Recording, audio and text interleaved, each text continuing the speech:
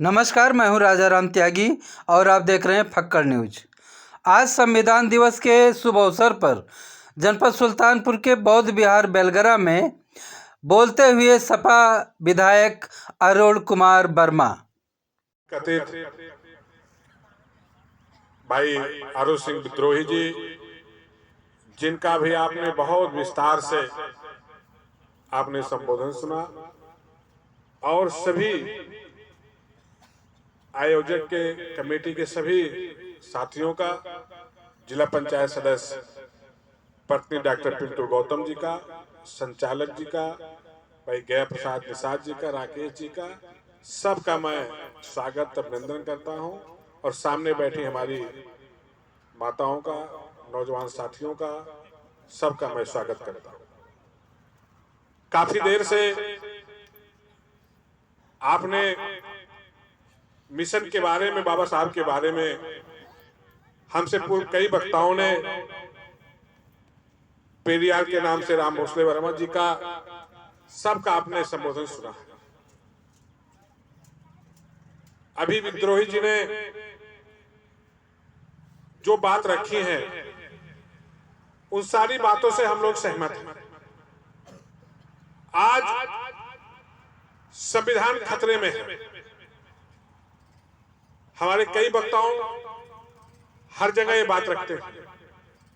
हम एक जनप्रतिनिधि होने के नाते और इस क्षेत्र से 5 साल विधायक के रूप में भी हमने काम किया है। यहाँ के क्षेत्र के लोग जानते भी हैं और बहुत ही कम उम्र में 25 साल 2 महीने में इस प्रदेश से ही देश का सबसे कम उम्र का विधायक उस समय मुझे होने का गौरव इसी क्षेत्र के सम्मानित आप लोगों ने मुझे दिया था। मेरी भी सोच हमेशा दलित, बैकवर्ड और अल्पसंख्यक,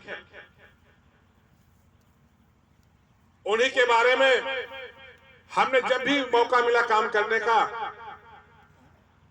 बल्कि तमाम हमारे साथी यहां बैठे हैं जानते हुए हैं,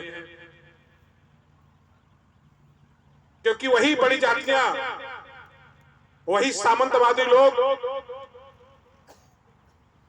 जिनको नहीं पसंद था कि बहुत से सारे लोग हमारे घर गए होंगे, यहां लोग बहुत से अगर किसी छोटे पद पे भी हो जाते हैं तो उनके घर के पास बाउंड्री हो जाती है, गेट बंद हो जाता है। लेकिन विधायक होने के बाद भी हमारे घर पे गेट नहीं लगाने का काम मैं इसलिए नहीं किया था साथियों कि अगर कोई आए सीधा के मुझसे मिले। मैं कह रखा था कि कोई किसी के माध्यम से न बताओ, सीधा मेरे पास आओ और अपना गांव बताओ, अपना काम बताओ। मैंने काम भी करने का काम किया था। इन बड़ी जातियों को नहीं पसंद आया। जैसा कि विद्रोही जी कह रहे थे कि बहुत से हमले हमारे ऊपर हुए,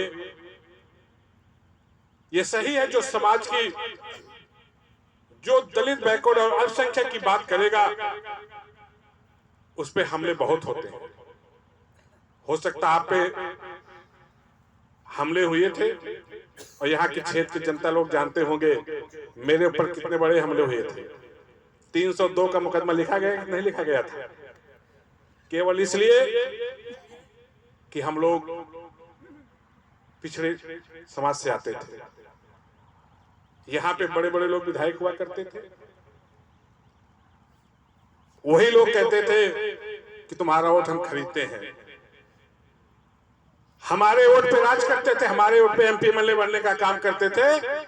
लेकिन हम जब कोई काम लेके जाते थे तो हमको घर के दरवाजे के बाहर खड़ा होना पड़ता था।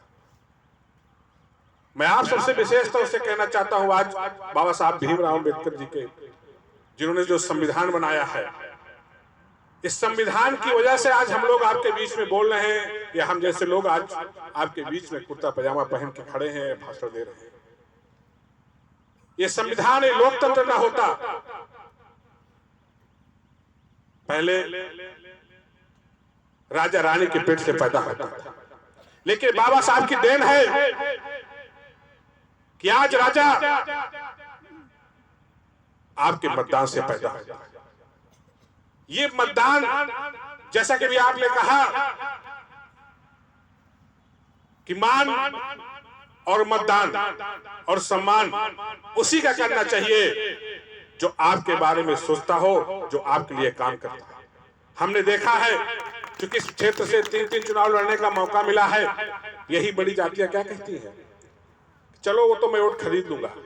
अभी डॉक्टर साहब कह रहे थे कि हम शराब बंटवा देंगे, हम 200-500 रुपए दे देंगे, वोट खरीद लेंगे। लेकिन मैं आप सबसे विशेष तौर से अपील कर कहने आया हूं कि बाबा साहब की सोच नहीं थी, बाबा साहब का जो सपना है कि मतदान गुप्त दान होता है, जहां बटन दबाने आप जाते हैं वहां कोई और नहीं रहता है।